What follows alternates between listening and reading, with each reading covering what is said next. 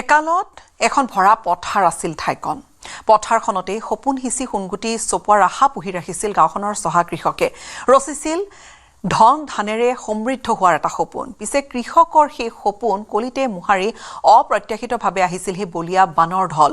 পানী নামিছিল কেৱল হুৰাহুৰে 19 জুলাইৰ অভিশপ্ত নিশাৰ জাজিৰ কোবাল হোটে ছিগি নিছিল ৰিং বান্ধ ছিঙি যোৱাৰ ফলতে হুৰাহুৰে পানী সোমাই আহিছিল অঞ্চলটোলৈ আৰু বান কমাৰ পাছত এতিয়া দূৰলৈ এই পথাৰবোৰ এতিয়া কতো পথাৰৰ চিনমুকামেই নাই চাৰিপিনে পলখে ভৰি পৰিছে এই দৃশ্য মৰিয়নি সমষ্টিৰ জাজি নদীৰ উত্তৰ পাৰৰ এজাৰগুৰিৰ এতিয়া মাথো আছে উদং পথাৰখনলৈ চাই কৃষকৰ হুমুনিয়া ইয়াত এখন পথাৰ আছিল যিখন পথাৰ মাত্ৰ 10 দিনৰ আগত সজাল ধৰিছিল আৰু কৃষকৰ সপোনে ইয়াত হাঁহিছিল সেই পথাৰখন এতিয়া শেষ মই প্ৰথমতে কিছু দৃশ্য দেখুৱাই লৈছো এই যে দেখিছে মাজে মাজে অলপ সেউজীয়াবোৰ এয়া কঠিয়া আছিল কাৰোবাৰ ৰোৱা আছিল কিন্তু যি ভয়ানক বান আহিল সেই বানে এই পথাৰখন প্ৰায় নিশেষ কৰি পেলালে বহু বিস্তৃত এলেকা এতিয়াও পানীৰ তলতেই আছে আৰু যি অংশ ওলাইছে সেই অংশ এতিয়া এনে ধৰণে সমস্ত পলখে পুতি পেলালে মই যি অংশৰে আসলতে ছিঙি লৈ আহিছিলে মই যিটো দৃশ্য এই দৃশ্যটো দেখুৱাইছো মৰিয়নি সমষ্টিৰ যি জাজি নদীৰ উত্তৰ পাৰৰ যিটো ৰিং বান্ধ প্ৰায় 200 মিটাৰ ছিঙি লৈ গৈছিল আমি সেই ভয়াবহ দৃশ্যটো দেখুৱাইছিলোঁ কেনেধৰণে নৈখনৰ দৰে সোমাই আহিছিল এইফালে সোঁত সেই দৃশ্যবোৰ দেখুৱাইছিলোঁ আৰু এতিয়া নদীৰ জলস্তৰ হ্ৰাস পালে আৰু ইয়াত থাকি গ'ল কেৱল মাত্ৰ কৃষকৰ হতাশাৰ হাঁহুমুনিয়া পথাৰ শেষ হৈ গ'ল কঠীয়া বতীয়া হেৰিয়া গছ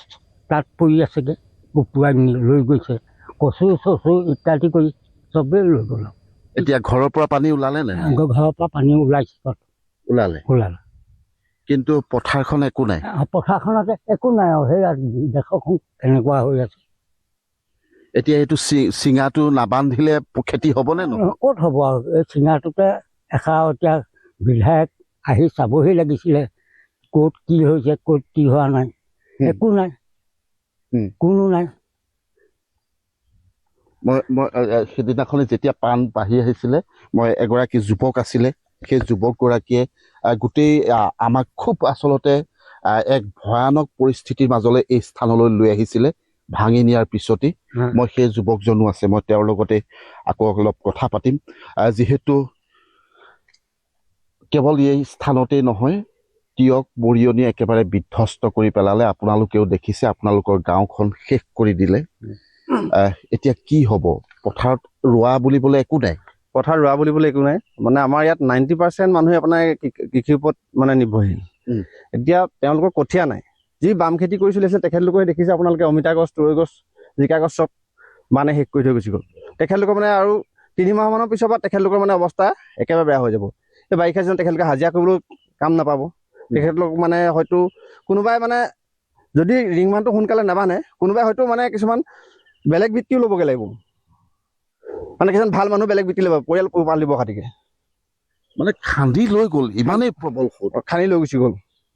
দেখিছে আপোনালোকে এইখন গোটেইখন পানী হৈ গৈছে এইখিনি গোটেইখিনি মাটি ৰুইছিলে